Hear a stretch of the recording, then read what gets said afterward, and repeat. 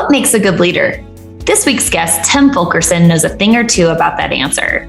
Tim is an executive coach and a member of the Leadership Coach Group. He has coached hundreds of clients from a wide range of industries. Gail and Tim discuss the value of creating connections with your team. Effective leaders don't direct their people, they motivate and support them so they can do their best work. I'm really excited to have Tim with us today. Tim has been my leadership coach for, a few months, 4 months, maybe 5. Gosh, time is flying. Yeah. And we have had several chats, and I thought it would be really great to share his insights and knowledge. And he's right now at a retreat with some other fellow coaches that are just struggling to survive in that ugly environment of Mexico and that beautiful house. I'm so jealous. Yeah. So just in case people think it really is ugly, we'll just, it's good. I'll take it. Yes. And you're kindly here in doing this, no matter that you're on this retreat, which is really, I think, a boondoggle and an opportunity. A better word for it. Yeah. Yeah, probably a good opportunity to hang out together and have a few drinks and sit out. There might have been a couple of margaritas last night. I might have been. All right. Well, Tim, before we get started, I would love for you to actually talk about your background and how you got into leadership coaching before you dive into your content today. Yeah. Home base for me is in San Francisco Bay Area. I'm a little west of Stanford and Palo Alto. Grew up in the Bay Area, was an attorney in Silicon Valley for almost 25 years. And sort of attorney, business strategist at various technology companies, led various initiatives, worked closely with a number of leadership teams. And I worked for some great leadership teams, and in those places made some pretty good money. And I worked for some where I had a good salary and the stock options weren't worth much. And it got me, I guess, at some point really thinking about, what is the difference between really effective leaders and leadership teams, and what do they do that helps them to be successful, and what happens in those teams where things aren't really coming together and not gelling. And I've been fortunate over the course of the last, at this point, about 7 years. I have a couple of kids. My daughter, my youngest, just headed off to college this past August. And at that point, my son was really big into something that I didn't even know existed, competitive rock climbing. And he literally just flew home yesterday from Zurich, where he and his girlfriend are both members of the U.S. national rock climbing team with aspirations of going to Paris in 2024. And Ross was getting invitations to go travel around the world. And I was kind of like, you know what, I'm kind of done with the whole business thing and I want to do something different. So I created this lifestyle that I love, and I love what I do. I get to work with people who it's such a gift. And so we'll get into kind of just a conversation about what does really effective leadership look like, and how do we literally begin to embody these traits and qualities in ourselves so that we can show up not just for ourselves, but for our teams and the companies we work for, our customers and our clients. And we'll kind of go through and have an open conversation. And Gail, you'll help kind of moderate us. Absolutely. So there's my intro. Okay. I love that. Well, and I want to just say a few things, because I've been working with Tim really since about the end of December.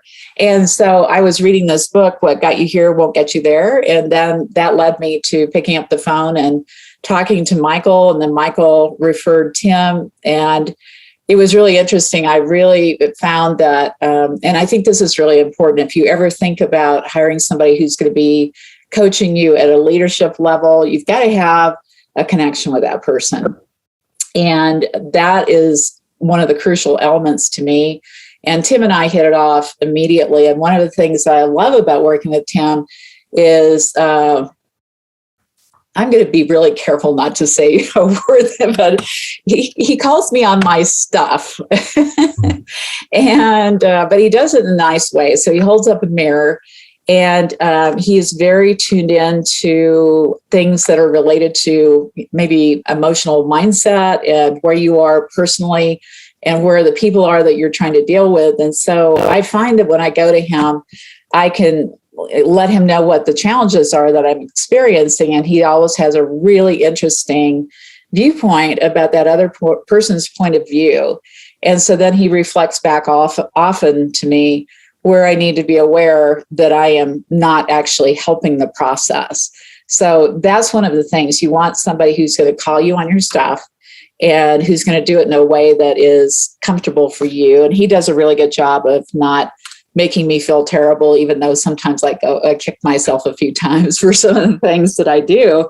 But, if you're open to learning, it's just a really great process if you have the right person that approaches you in the right way. So anyway, with that, Tim, I'm going to let you dive into some of your content today. Thanks. And before I pull up slides and start going through some of the material, I want to just notice that we are here a collection of people across different time zones and various parts of our days.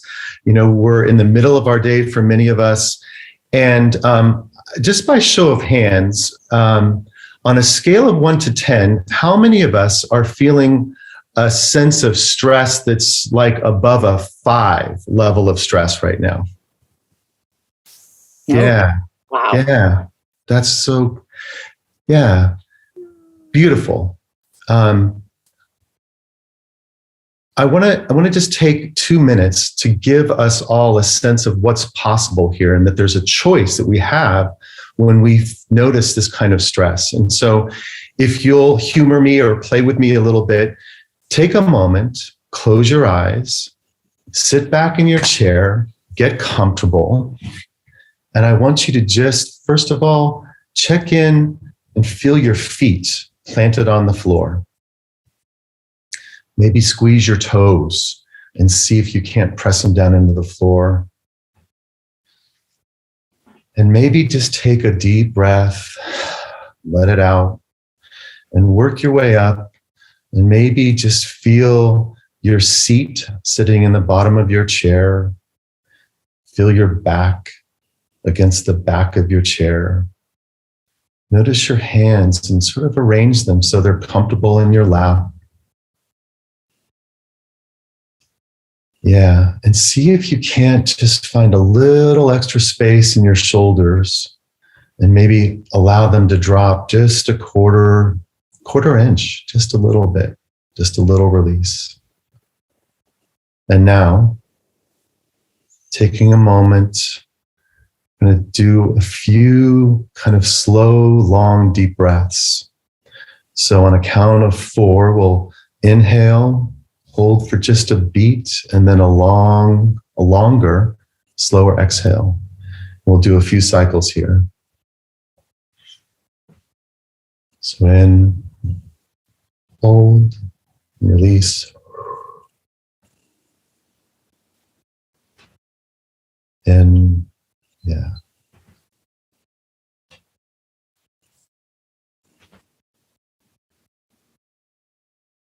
Do a few more cycles.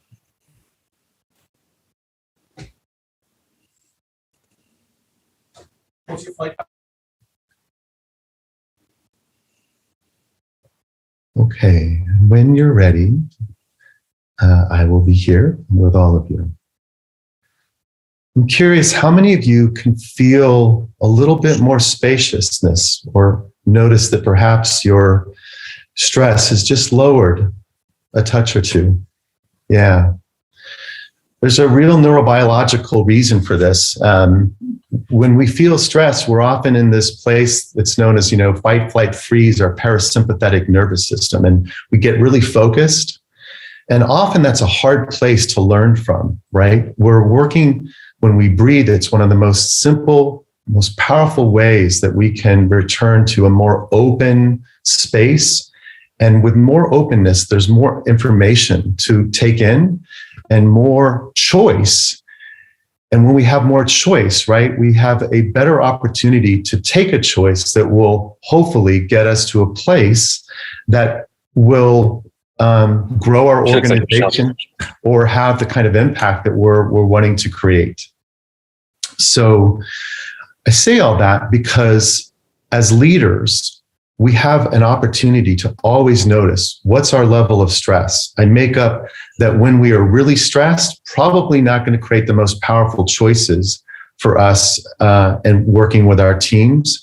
And so this is just one quick, simple technique we can use in between calls. Like you can stop your call 5 minutes before the end of the hour because we're in like Zoom, like this kind of Groundhog Day of Zoom calls all day long. End them a few minutes early, take a deep breath, relax, and then you'll find that through the course of the day, you'll have a little bit more space. So what differentiates highly effective leaders from so-so leaders? And what we just did was to notice the first step of what really highly effective leaders are aware of. They tune into themselves and this emotional state. Essentially, how stressed are we? Often, so many of us are like playing whack-a-mole and dealing with so many things that are coming at us. There's a sense of overwhelm. And so the emails come, the phone calls come, and we find ourselves in this sort of problem reaction circle, right? Problem threat. It produces a sense of fear. And you can literally feel it if you tune into it, that when something comes at you, you can almost always feel a contraction, some little tensing in our typically in our torsos. Maybe fear lives in your belly. Maybe anger or frustration comes across the armoring bands here in our chest. And so from fear, we go to reaction, and it goes back and forth. And so if you take a look at what really goes on here, we're sort of in this, peaceful state. An email hits, and then we're off to the races emotionally.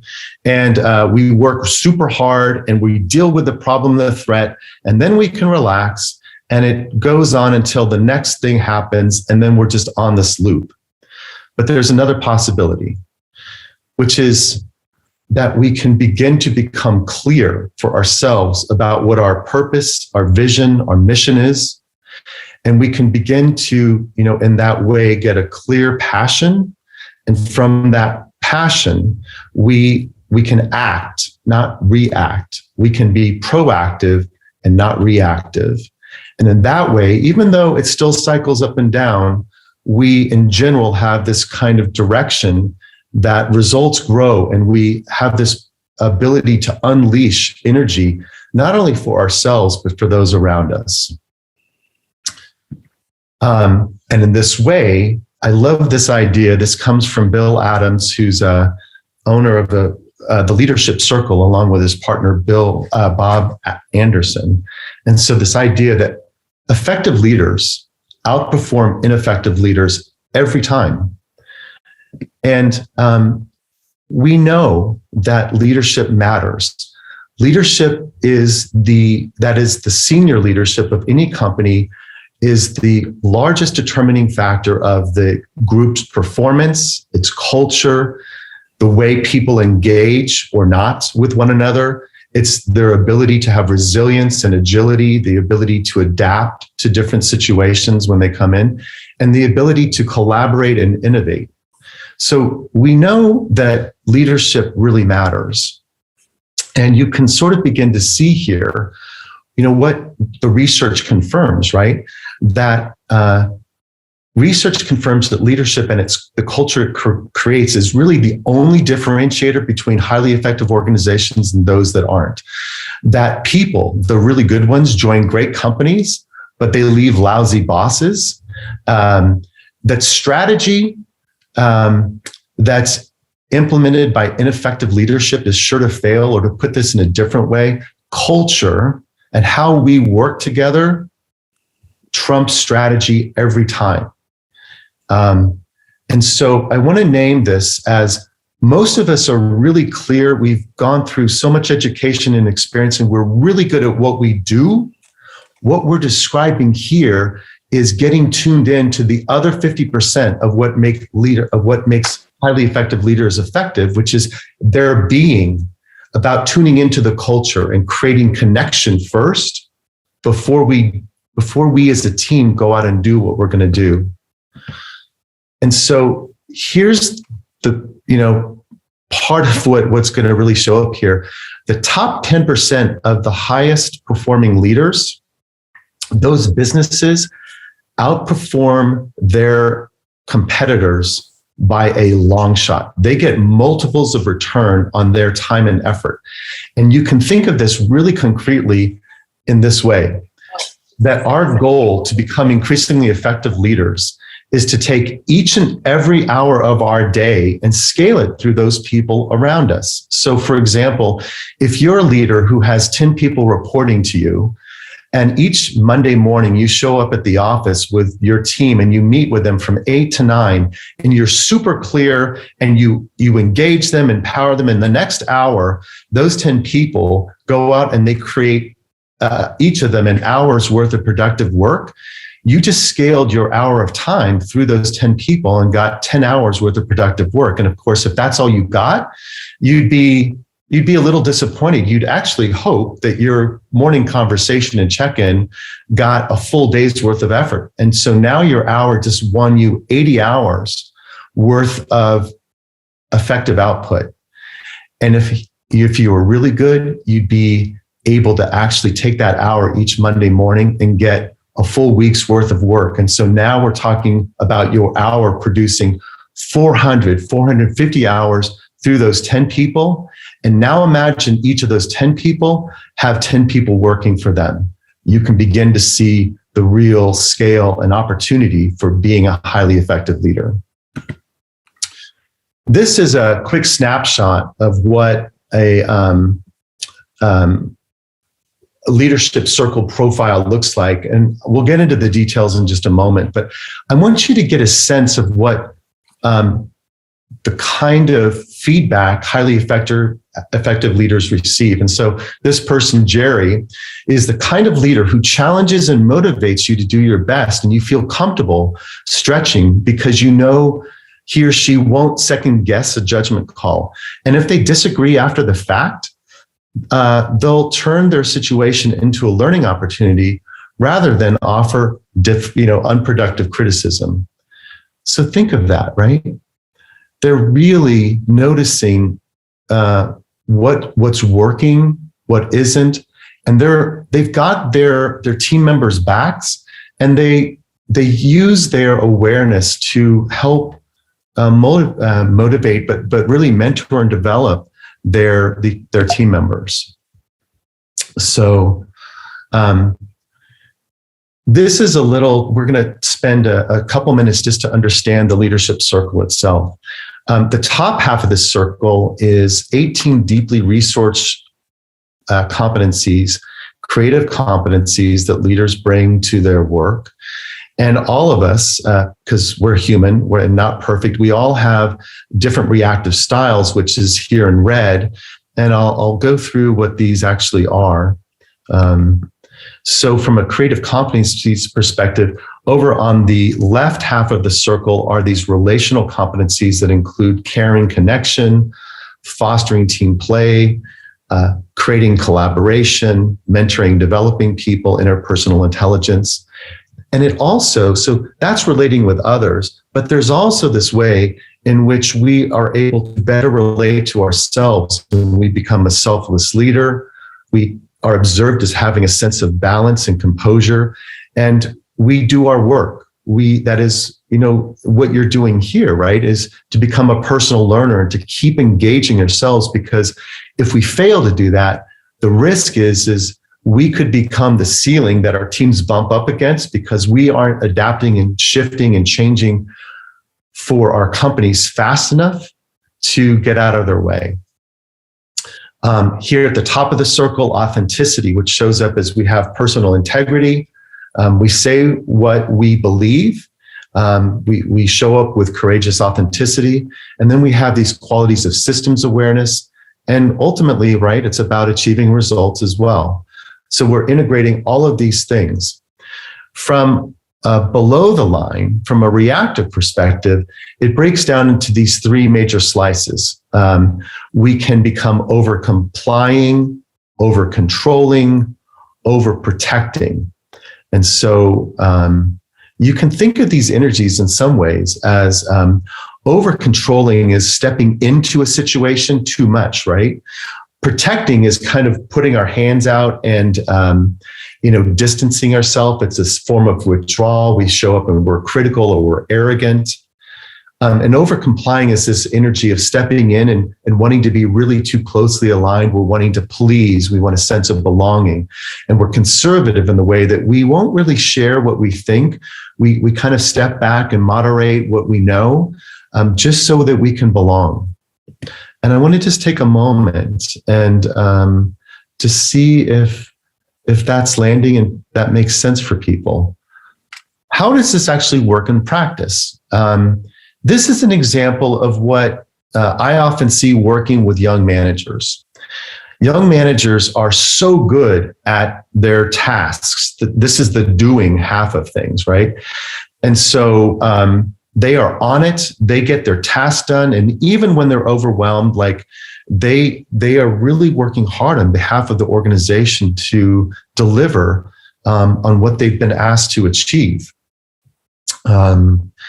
And the challenge is that when we do that, sometimes we forget to connect with other people. And so we become kind of autocratic. We're driven because we've committed to delivering on something. There can sometimes be this level of perfectionism, and there can be this ambition, right?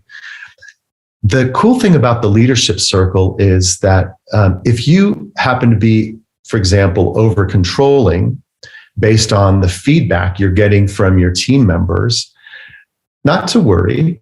It's just feedback. It's just some information, right? And from a coaching perspective, it just becomes an opportunity to notice, like, how might you adopt new ways to be more effective with your team? And so in this case, the opportunity is to step out of that need for control and focusing solely on the task, and to become a little bit more relationally aware, to step in more from a place of working with your team members around care and connection, and from fostering a little bit of team play and from collaboration, and in that way to do our work and to notice that, oh yeah, like, of course I'm controlling when I get triggered, and of course that makes sense and I'm okay with that, right? And so, we have this sort of level of composure and balance that we cultivate in ourselves in that way. This is a bit of an eye chart, and I want to just name this very simply, but let me just explain what's going on here. What's really happening that distinguishes highly effective leaders from so-so leaders is these leaders have done their work.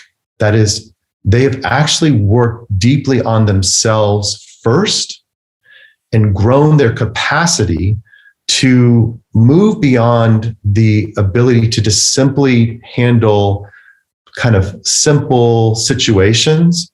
And they become increasingly effective at dealing with what almost all of us are dealing with in our world, which is this world. If people aren't familiar with the acronym VUCA, it stands for a world that's volatile, uncertain, complex, and ambiguous. And so what happens when we find ourselves in these complex, ambiguous situations? Often we can become fear, go into our fear circle. And so we can want to try to control it. But leaders who get out of a reactive state of mind and who stay in the creative competencies are almost always going to be much more capable of working with their teams through these difficult situations. And so this opportunity around our own developmental growth, or this, what's named here in this orange box as our developmental challenge, to grow ourselves first, to become more aware of when we're in fear and where we're in our creative competencies. And so This is a really interesting picture that shows that when we're in our fear-based state of mind, that's where most of us live for most of our lives, right? In our work capacities, that a lot of us have a reactive form of mind, 80% of us. Some of us have really done our work and we've cultivated a much more open creative space, which is about 15% of us. And there are a few extraordinary leaders, and you can think of Martin Luther King or perhaps, Mahatma Gandhi or Nelson Mandela as being examples of these incredible leaders who, through these incredible struggles, have figured out how to move whole nations forward and realize a much more just or, equanimous space. And you can see the difference in leadership effectiveness goes from here on the right, 40% effectiveness when we show from a reactive style of thinking to increasing levels of effectiveness as we move through creative or even into integral forms of mind. And this is just sort of noticing how this shows up in the leadership circle.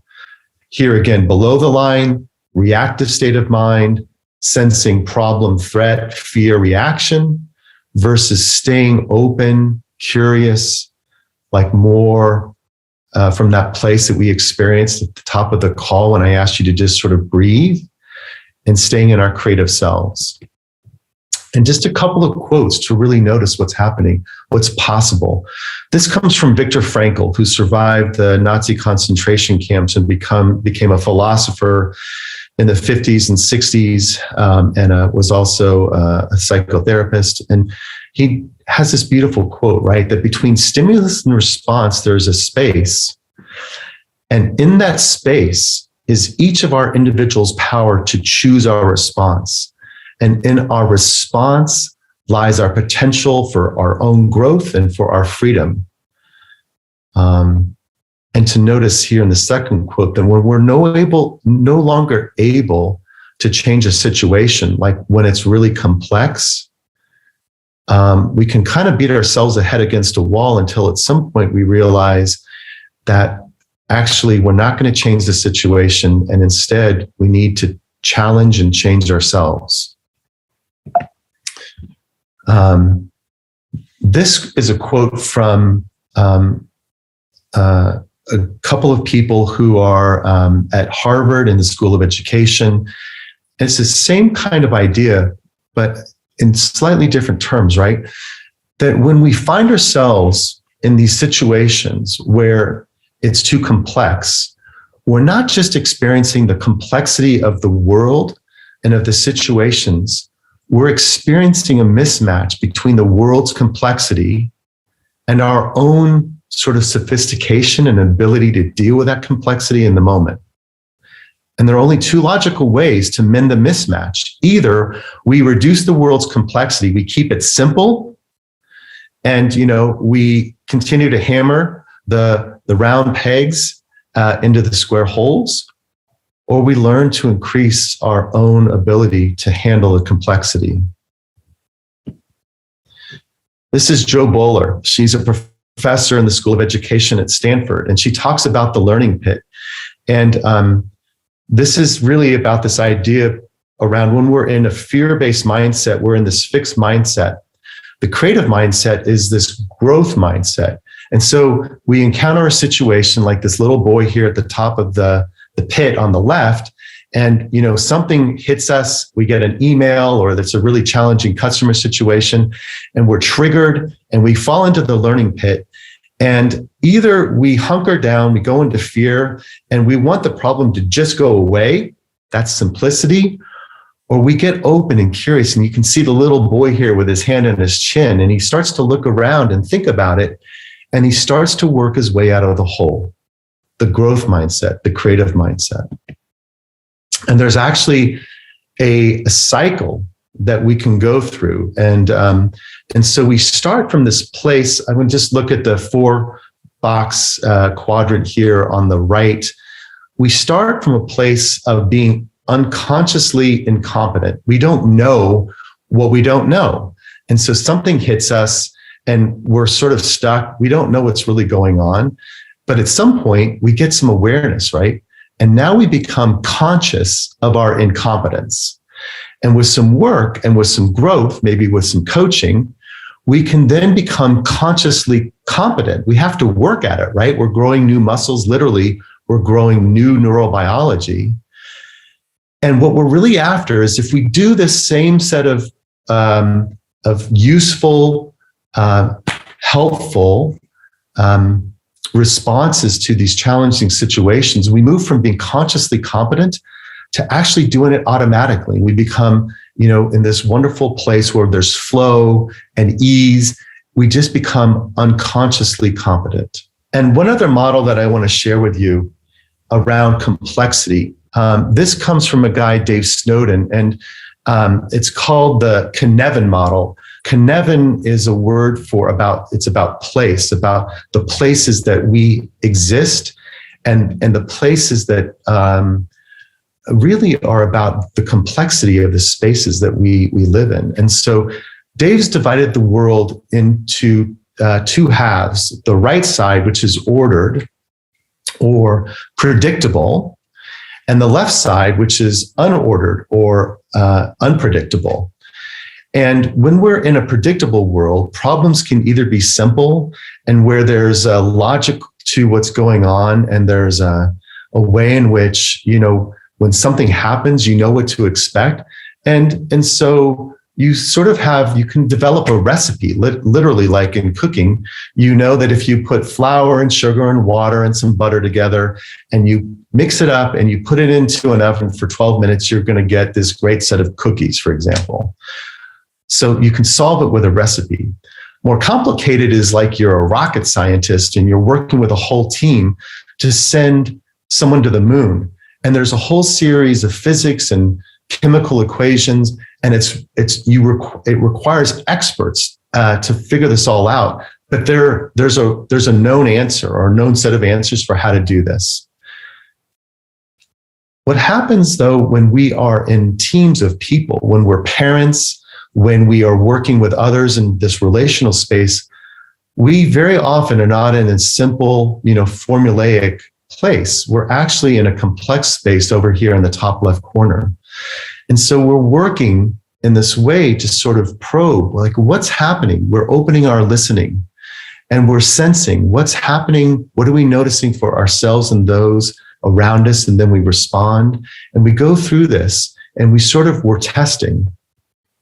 The last here in the lower spot is this place of being in chaos. And now there's no rhyme or reason to this. It's really chaotic, but we can go and create a strategy to do these little science experiments, to use kind of our emergent learning processes to do a lot of quick probing and sensing. This is the act. We just act, we sense, and then it's a little bit of, the old wash, rinse, repeat. We just keep trying these science experiments until we can stabilize the system. But I think it'll really help you to think about these situations now with respect to the kind of complexity. And I'm going to just finish up here in another couple of minutes, and we'll open it up to questions. But a couple more quotes and a couple of cartoons to help land this message, right? I love this idea that we don't see the world as it is. We see the world as we are. Yeah, so we want to be the kind of leaders when we're in complex situations that senses, through our team, what do we need to do to move through this challenging situation? And basically what I want to share is it's not that we are the best educated or that we work the hardest. It is not that we have the best strategies or that we're really good at business negotiations. The difference between highly effective leaders and so-so leaders is that they are really relationally capable. And the reason why is because those other qualities are just table stakes. All of us need to have those as leaders.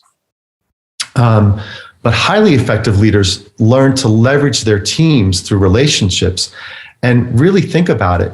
What does it mean to be a leader?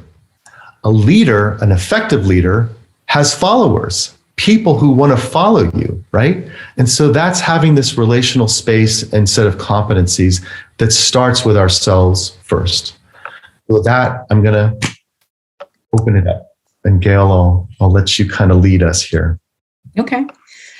Well, I think it's one of those things that, of course, there is no such thing as being a perfect leader, but I think to me, it's a journey. You have to learn about how to be a better leader. But I think what you brought up at the beginning of the session is how important it is for you to be self-aware and also for you to be willing to kind of face the hard truths and look at what you can do to improve your ability to connect with other people. And I guess one of the questions I have is, I think first a statement, but then a question that obviously empathy and curiosity can be very effective in being a better leader. And how can you use those to maybe shift your thinking so that you're not jumping into trying to solve problems, but you're allowing others to participate so that you're not maybe over inserting yourself in a situation? Do you want to talk about that for a minute? Yeah, I love that question. And I want to frame it as if we're kind of thinking about the Cynefin framework, if we're in a simple situation, right, and it's just really process driven, then it's pretty simple. You delegate tasks, and people go out and they go get it done. And honestly, there's not a lot of listening or anything. I mean, actually, potentially, if you're bringing someone new who's unfamiliar with it, right, then really listening, helping mentor and develop people, right, will help them understand the recipe book and, figure out how to bake the cookies quickly, effectively, efficiently. But boy, all of us are so aware, particularly over these last 2 years, of the complexities that we exist in, of balancing our family and home lives with our work lives, which have all converged here on these screens, and so we're in this complex world and we don't have all the right answers. And of course we don't, because we have our own set of lenses, our own experiences, education, just ways in which we view the world. And so our opportunity, if we want to move through the complexity more easily, is to lean into those around us and to start opening up and asking questions and noticing, what do you see? What do you sense? What are some possibilities here for how we could deal with this issue, as sort of quickly, easily, effectively as we can? So that's where, Gail, to your point, so many of us can get triggered when we confront a place that we are unfamiliar with. We can feel afraid, out of control. And that's so natural, right? It's just a human instinct.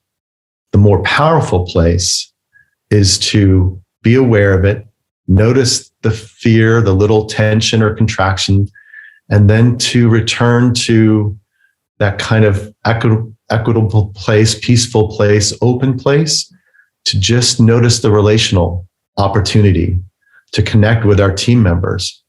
What are you all seeing? Name it. We have a real issue here.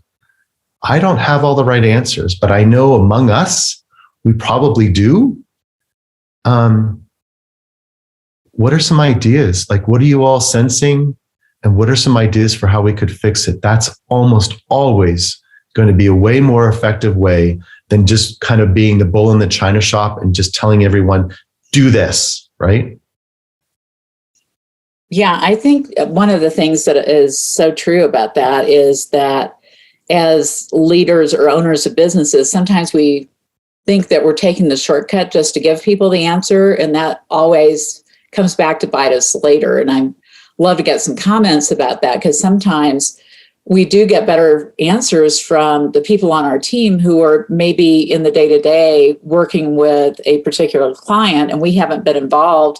But if they come and ask us for an opinion on something, sometimes it's best for us to stop and ask another question before we jump in with answers, because this person is really more understanding or aware of whatever is going on in that particular situation and can probably solve the problem themselves or with very little input from us. So I think we almost make our lives harder as managers because our first response in many cases is just try to solve the problem and make it go away because we're so busy that we don't take that extra second or two to ask the questions and stop and let that other person help solve that problem.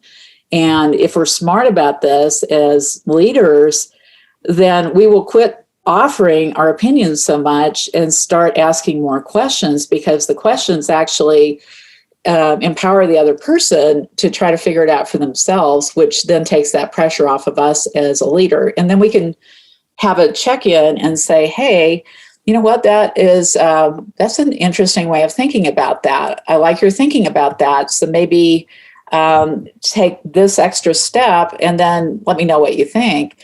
So you are not taking responsibility for their decisions and their responses on some things. So it's kind of a long answer, but I just wanted to. So I almost kind of want to practice what we're preaching here and just open it up to the group here. Sure. And I'm just curious, how are you all taking this in and making sense of this? Like, what's sort of showing up for you all? What thoughts or ideas is it creating? Guess we're going to have to call on them. No. Actually, this is one of these. I'll just give you. This is a little coaching hint. Oh, there we go. As leaders, which is, like, you can toss a question like this out, and I know people can be a little shy or whatever. I make up most of you are not actually shy in real life, but so we have one here from Stephanie for sure. And so actually, Stephanie, would you be willing to just toss that question into the space and Sure. Hopefully it makes sense, but I feel that we are always the ones starting the conversations, and our team obviously creates relationships within themselves. But I just was struck, the thing that stuck out to me from the beginning was how important it is for us to take time at the beginning of the day or beginning of the week and really focus on the relationship building. And how do we cultivate that within our team so that they know they can also start those conversations with us? Like, it's not just them amongst themselves sitting next to each other, but that they can come to us as owners and talk to us about personal life things, that it doesn't always have to be about work. Yeah. Oh, such a good question, right? And just because I'm a coach, I'm going to start with, what do you think? Well, the easy answer is it's just by example, and that since we are the ones that are asking questions and asking how their weekend went and how did that trip go, or I remember your sister was having a baby and how, when are you get to see her, that sort of thing. By example, we do that. But beyond that, I'm not sure if there's a more in-depth way or some way we can look at it in terms of building deeper relationships. Yeah. Wow. I love that answer. And you're right. It starts by example. And what I want to make up is it's not formulaic, right? And the advice here is for us in that way, we can find ourselves so often these days stuck in our head, right? And here what we're working to cultivate is to be an example of, yes, to be in our heads when we should be in our heads. But when it comes to connecting, that's about being in our hearts and honestly to be in our guts and to trust our intuition and to be present, to just listen, ask a question like you shared, how was your weekend or how is your sister, right? And just be open. And I'm telling you, we took those 2 minutes at the top to just ground ourselves. I have been so impressed with just taking 2 minutes to get centered, particularly in the midst of busy days.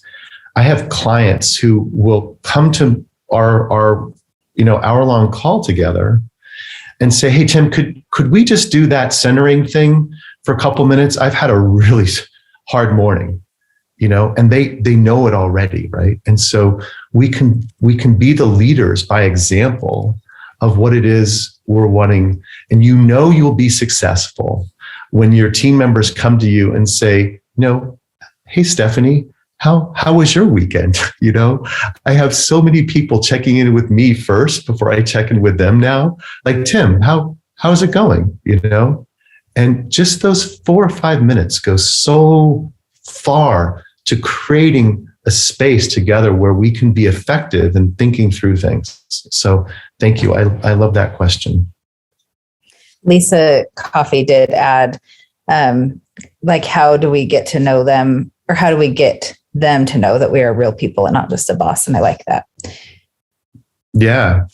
Well, Lisa, any thoughts about how people could get to know you and know that you're a real person? Well, I have been accused of being daunting or intimidating. Yeah. And I don't think that necessarily is, well, it certainly isn't how I intend to come across. And I always say, you can talk to me, and I do ask a lot of questions about what's going on in their life. And I feel like sometimes, at least for some of my crew, they'll answer it, but there's always a wall up there, like they're trying to protect themselves, or, why are we talking about this when I have contracts to write? And so when we were at Boardroom, one of the things that Gail talked about was getting on their social media and being friends with them. And I did it right then at Boardroom. I just friend request, friend request, friend request. And there was a handful of them, it took them a few days to say yes. And I know they felt pressure, and I never have done that. I've always felt like it is their personal space, and I would never friend them unless they did it to me first. But I am so surprised at what I know about my team that I didn't know then. And on Monday morning, you can ask the questions "Oh, I saw you were out riding your horse on," or one of my girls shows horses competitively, and she won a major award, and she never said anything about it, a national award. And she just was going to come to work on Monday morning without talking about it to anybody. And so it was we made a big deal out of it. And I think, that was a hard step for me to take, but I think it has helped. Just what's going on with their nephew. And I think now the next step is we're doing team check-ins on Monday. And I want to talk to them all about when we tag them on social media. I know some of them don't like it, but I think it's not that they don't like to be tagged. I wonder if it's that they don't like the image that we're using. And so I want to talk to them about that, what's comfortable for you, and let's do something, because we're doing it to celebrate you and to be proud of what you bring to our team. But I don't want this to be something that's negative for you. Oh, so good. Just to reflect that back, right? That, in reaching out and just connecting with people first. I want to, the leadership principle here can just be boiled down to stay in your heart and connect first, or get out of your head, which is all about the doing, and get into your heart and just do a little bit of connection, because what you're doing is to weave, you're weaving a tapestry together, and you're creating resilience, adaptability. You're creating trust in this way, right? That allows you as an organization to shift and move and grow and to have each other's backs. And so it starts with this practice, this relational practice of just being curious, and notice each one of us here, not just on this call, but in the world, all of us are unique. We all have our own experiences. And so it's just to be, it's in our uniqueness where our beauty and our strengths live. And none of us actually know that unless people are willing to share something about us. So how cool to celebrate that, someone's daughter just crushed it, And like, oh, like, you can feel the impact that has on our bodies, right? On our hearts, the connection that it creates and the trust that it begins to engender in that way. So yeah, such a beautiful share. What else? Who else wants to chime in? Yeah. The way, this is Lisa Lovetto, the way that we've been creating, that sense of community, a few different things. The boardroom, the employee retreats, we've had 2 of them. Those have been amazing for that because we've done some exercises that really open people up, things we've learned at Boardroom, and then bring it back, and we get to know each other, the little things about each other that we just never knew. It's like, wow, I never knew that about you. And it's been fun for everybody. Another thing is we have like a twice a month book club Wednesday, and we pick a business book, one of the ones from Gail's list, and then we all comment on it, and we get to learn a lot about how, each other's philosophy and how we think from that. That's been really fun. We're a fairly small group. There's 6 of us and 4 girls. So girls are usually more open, at least here, because I'm very open. So I think it does come from leadership down. Sometimes maybe I'm too open, maybe I get too personal or too close to people too quickly. I've been said, but the boys are the men are much more reserved, and LA is on this call. And so LA and Sean are more reserved about their personal lives and what they share. But things come out in our little group meetings and in our retreats. And it's always just so heartwarming. It's like, oh, they're soft, they have these soft spots too. And Sean's really hard to get personal stuff out of. He's very, private. But at the retreats and at these book club things, it's been just really heartwarming to learn more about all of them, all the girls, right. Different things. So, and then we're going to start that wine and what is it? The wine and wallpaper. Somebody came up with that at Boardroom, said we do a wine and wallpaper, once a month or something. We're going to do something like that soon. Just all those little activities that we do together, and it's maybe an hour, every couple of weeks. It's not we're not demanding that much of everyone's time, but those little group things really have helped create our sense of community and camaraderie. Yeah, I love what you're sharing here. And I will generally, I don't like to generalize, but I will generalize that particularly in our society, as my own experience growing up as a young man, a young boy, was in my family. As a young man, I was expected to just show up, to just get stuff done. We can see this on the soccer fields or, in sports. And we are not taught to notice our emotions, particularly the shadow emotions, the harder emotions, right? I was taught to never show or feel fear, to suppress it, or, to think about bigger emotions, things like shame or real deep sadness or grief. Like, none of those ideas were supported, right? But we still feel all of them. It's just that as young men, we push them all down because we're socialized to just show up and be the knights in shining armor or to be a hero or something, right? But here's the thing.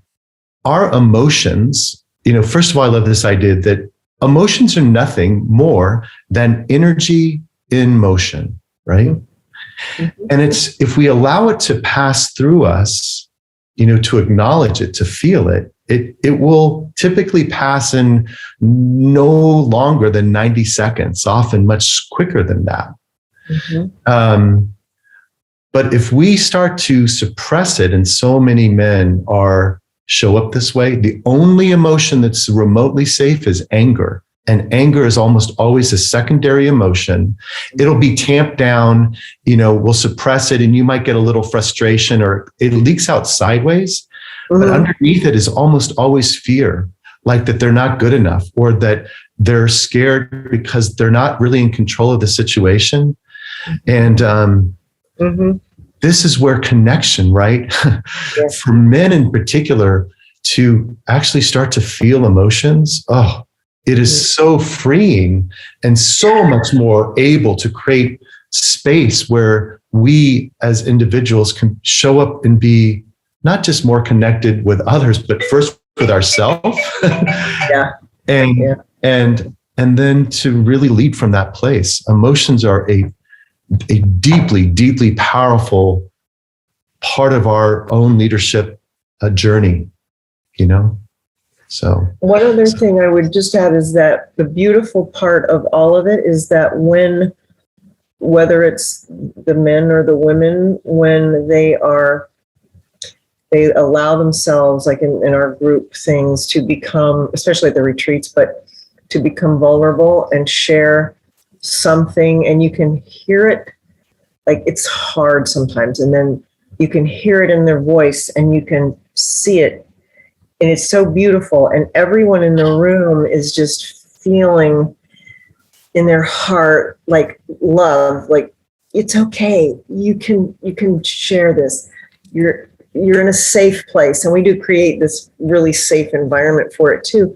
But then when they do, it's just so, it's so beautiful. And there are tears like in the room. Usually the girls are having tears for everyone, but I think it's just so beautiful to watch, especially the men in my office, be able to share some vulnerability.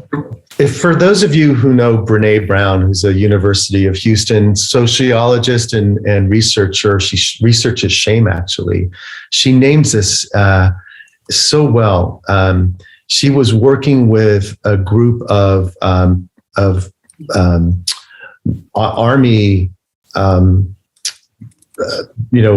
just regular folks who had been in Iraq and Afghanistan. And she asked this question. She said, how many of you have seen people like just put it all on the line, like not put it, but to be vulnerable? And how many of you recognize that when someone is willing to go out and be vulnerable, to put themselves out there, recognize that as courage? And yes. Everyone knows that, right? That when we are willing to step up and be vulnerable, in our heads, we're thinking, oh man, I look so weak or whatever. But it has this way of connecting us, right? Of being this deeply human part of that reaches into all of our hearts, and we see it for what it is, which is true courage and strength. Yeah. Thank you. That it's a good way to say it. It is courageous. Yeah. For many. What else is out there? Who wants to be vulnerable and courageous? We have a pretty courageous group, to be honest. I know, for sure. Leah, I have a quick question. Did you have something? Okay, go ahead, Courtney. I'm doing a program through Darren Hardy, and it's called The Hero's Journey. It's about leadership. And one area he talks about is confidence is the most attractive quality in a leader. And I guess the question I have is, how do you walk that line between showing up in confidence while also allowing yourself to be vulnerable about areas of fear? Like how do you navigate those waters? Yeah. Well, I have some perspectives, and of course you've heard it already. You can almost hear my question, right? How do you think about it? What's your answer? Well, I probably, like maybe many others here, I connect by sometimes oversharing. I have found with my team that the more open I am, the more it resonates with them on a deeper level. They open up in turn. And that that by being able to resonate, whether or not it's through a Monday morning progress meeting or creating a safe space where they feel like they can share, and you can create collaboration. And in the vein of Brene Brown, showing up in vulnerability is courageous. Maybe they're very similar traits, courage and confidence. And so if you're owning it and you're stepping into it in a way that says, look, I don't have all the answers. I'm hoping that you guys can help me to assess what might be our best solutions here. It is confidence. It's a version of confidence. I just don't think it's the version that everybody's used to. And so it's almost like we're redefining it. And that, I think, is a little scary for a lot of people. Yeah. Rock on. Like, that's it. I was going to go like, it's, sort of my attorney self. It really depends on what you mean by confidence. I think so many of us just think it's like we bark out orders and we tell people we're the captain, of our ship and just go do this. When actually to have the confidence to say, I don't know, and I need help, that is such a powerful place to invite people in and to co-create it together, right? To know when we're in complexity, we don't have the answers. But with all of us together, if we're willing to step in and share what we know, to share what we're thinking and sensing, that's going to take you so much further than just directing the answer. Right. You redefine it. Yeah. So for the ones who don't know me, I'm Vidmita Tapia. I'm with Gail Murphy in Tears. And I have a question because I have a new position in the company, and I was like few months before the new one that was adapting to everything, all the process. And I would like to know how can I be perceived, because before I was a peer to them. I was the same that they are. And now that I'm on another position, I would like to know how I can be also still being their friend, but they can presume, like they can see me as a leader that can be a channel between me and my actual boss, that is the owner of the company. Yeah. Because I know it's a challenge for them, like in few months going to being your equal to now I need also to hear what you're saying. And that's being, I try to be delicate on that part, and maybe I'm not getting the way I want to be with them, because if I'm pushed too much, then I'm not received well. And if I don't, then I have on the back end saying to me, like, what's going on? I need you to help me out with this. So I just want to know how I can be a better leader for them, so they can see me in a different way. And I'm also being respectful on the relationship we have in the office. That was my question. Beautiful, Lumita. I love that. I want to just name this for you, right? Here you are in a complex situation. You've never been here or done this before. And like we talked about it in the Cynefin framework, right? This is that top left corner, the complexity that exists here, how to do something you've never done before. And so a couple of answers just to reinforce a little bit. First of all, is to just notice a little bit of the fear that you feel here, right? And to stay open and attuned to it, name it for yourself, and to breathe, and then to notice you have a team of people, who can help you. They're on your side, in this way, which is your opportunities to not to be the command and control dictatorial leader, but to be the servant leader for them, right? To be the example, to connect, and to ask, to your team, and to create a practice. What's one thing? This is about, we're designing feedback. I'm new at this. I'm not going to be perfect. and I need your help. I need you to have my back, and I'll do my best to have yours. But I need you to just tune into what I'm doing well. And please let me know, like, give me an appreciation or an acknowledgement. And also let me know where I could do better. Like, so as your manager, scale of 1 to 10, like, how am I doing?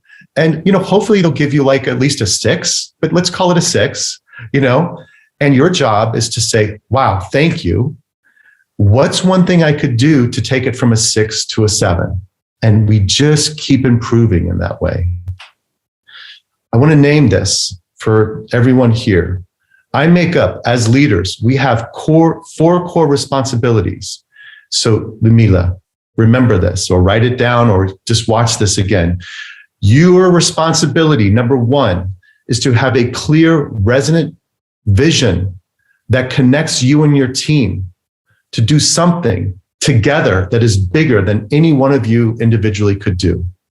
Second, your job is to create a culture that has a sense of psychological safety and trust that you're building. Why? Because it's only in that space where people will share and where you can collaborate. And of course, as Brené Brown says, that's the only place where real innovation happens, when we can connect from that place. Third, you are responsible for not just creating sustainable systems and processes. Your goal is to grow.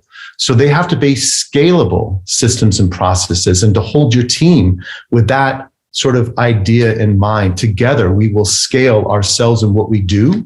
And finally, it's what you're doing right here, right now, all of us together, which is, it is to be a personal learner. It is to keep learning and growing so we don't become the ceiling that our team bumps up against and the team stops delivering because we haven't adapted and shifted and grown ourselves.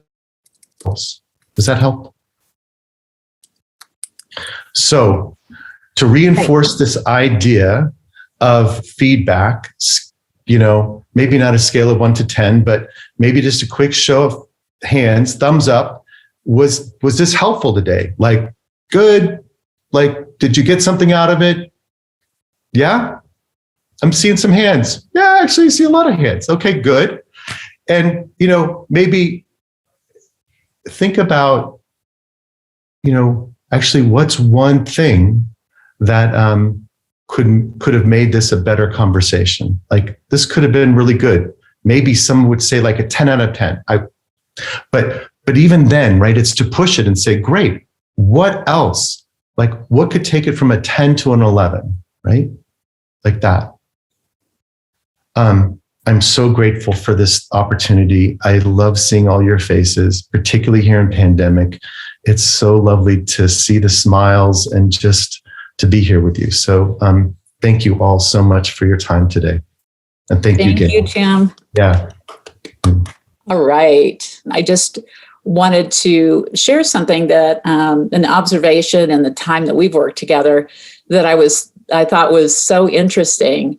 And I wanted to share it because it really only came out about a month ago. And I just stopped you for a second and I said, do you meditate? Because I had noticed this process that you go through when we work together, where sometimes you'll just stop and I can tell that you're taking a deep breath in and you close your eyes and I can see your body relaxing. And so your comment to me was, yes, I'm feeling what you're saying. So you're kind of doing it right there too. And so what I was noticing is, and this is so interesting because, with your background, somebody might not see that more sensitive way of approaching things, but I thought it was so fascinating because it just showed me how much you were tuning into understanding where I was coming from at that particular moment. So you were feeling and actually processing and noticing it in your body, which I think has been helpful for me over the years too, is to, when I can identify a feeling, just notice where I'm feeling it in the body. So I just wanted to share that because I thought that was, that's an interesting practice. It's a really powerful practice. I'm really glad that you mentioned it. I love this idea that we really, as people, we don't just change because we have new awareness. We change because we've cultivated literally new neural pathways and have created new choices. So literally, if we want to change, we have to literally embody that change to transform our possibilities. And it lives in our bodies. I've been doing a whole somatics coaching practice, and the power of this, I would never have told.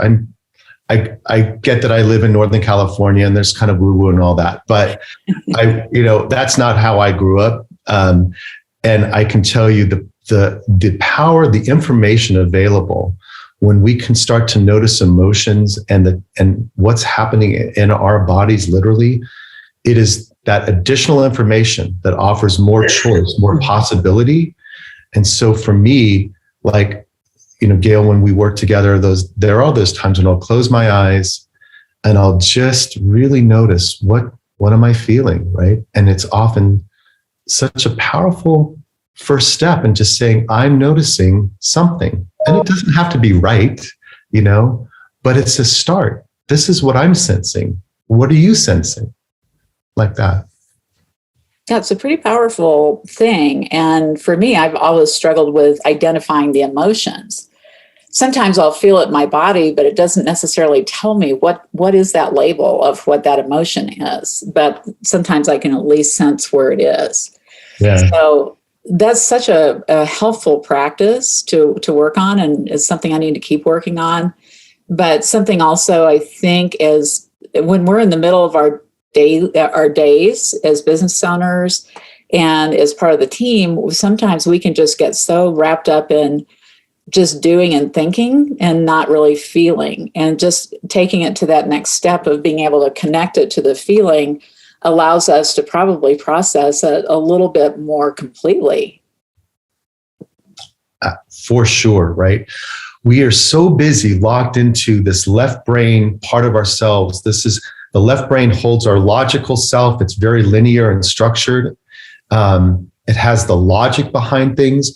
But what we're really wanting to do when we slow down and breathe and we shift out of parasympathetic fight, flight, freeze, we give ourselves an ability to tune up our right brain relational self. And this part of our brain is literally more dense because it has all of these neurons that reach out and connect to all these other neurons. And it's where all of this right brain relational thinking that we need when we're in complexity, we need to figure our way out of that learning pit, right? And so we want our right brain to light up and not be in the fear of our left brain, who's telling us, in our fixed mindset way, God, I hate being in here, and we get small. We need to open up. We need to tune up our right brain thinking to figure out relationally what's our intuition telling us, what's possible here. Yes, I just have a quick question I have a team member who is really going through a difficult time, and I'm trying to they're a very private person, and I'm trying to figure out just like the simplest way to try to support them. This is my bookkeeper, and if anyone had any kind of tips, I was even trying to think maybe I'll give her a Brene Brown book while she's in the hospital or something, but if there was any kind of simple meditation or an app that anyone would say, this has been really good, that I could do for her, since she's not giving her flowers is not going to really be anything. So if anyone had a suggestion, I'd appreciate you sending it my way. That Calm app is amazing. Do you like the Calm app? Okay. Yeah, I've actually thought about paying for it for my staff so they would have it. Okay. Because they do meditations, you can do sleep stories. They've that Shetty guy just started doing a daily mindful thing on there too. So you can kind of pick from 3 different people in the morning, which one you want to listen to, and you can or go to sleep to. And I think that could be, there's a lot of good, valuable stuff on that. Thank you, Lisa. Appreciate it. What is that called again? I'm sorry. It's the Calm, CALM app. Oh, Calm app. Thank you. Calm app. Okay, thanks. I really like it. That's how I meditate. In the morning, I just get my coffee, and while it's too hot, I just sit there for It's like 10 minutes is all, and you just listen to it's a guided meditation, which is what I need because my brain like races. So it can be really helpful. And you can kind of pick what topic you think would be good that day. And okay, this may be a little silly, but do I just give that to someone? It's an app, so I would just pay for find out how much it is and give them the money for that year, maybe. So it doesn't like what I'm thinking about is just reimbursing them for it. Okay. Shannon, I would say one thing, and I don't know what your bookkeeper is going through, but is she going to be in the hospital for an extended period of time? I don't know yet. It's all. So my sister spent a month in the hospital and I was with her, and it completely changed my thought. And I will shout this at the rooftops to anybody. Always send flowers. Okay. Send flowers when someone is in the hospital, because when we were there for a month, and you smell bodily fluids and blood and bleach, and it's the most terrible environment to try to heal in. And on those days that a big bouquet was delivered of lilies, we felt like we were in a garden, and it was such a respite, and it just completely changed my thought. Like, send flowers. Thank you all. Awesome. Well, thank you, everyone. And if anyone has any questions or things that they need help with, certainly post over in Slack. And Tim, thank you so much for your time today, especially when you're down in such a lovely spot. And I hope you have a few margaritas for us tonight. I will. Enjoy your time with the group and tell Michael hello. I indeed. Thanks all. Great to meet you. And thanks so much for the questions and your engagement. So appreciate it. Thanks, Gail. Bye. All right. Thanks, Tim. See you later. Bye, everybody. Tim Fulkerson had a wealth of information to share about leadership. So if you're a business leader, then hopefully you've got some valuable insights about how to effectively manage a team, center your emotions, and get the most out of your time. We only have 3 more episodes of season 5 left, so make sure you're caught up and excited for our final guests in the coming weeks. As part of our ongoing efforts to support our community of designers, we're conducting the 2022 Interior Designer Survey on fees, salaries, and competing for talent. The purpose of this survey is to help our design community understand the current state of the industry, the individuals who make up the industry, and the challenges you face as an interior design business owner. We want to hear from you, so please take 8 minutes to participate in this survey before July 31st. Go to gaildoby.com/ID survey. Compiled results will be published this fall. Participants will receive an advanced copy of the resulting report and will be entered into a drawing of prizes throughout the duration of the data collection period. And last but not least, please follow us on Instagram at gail.doby.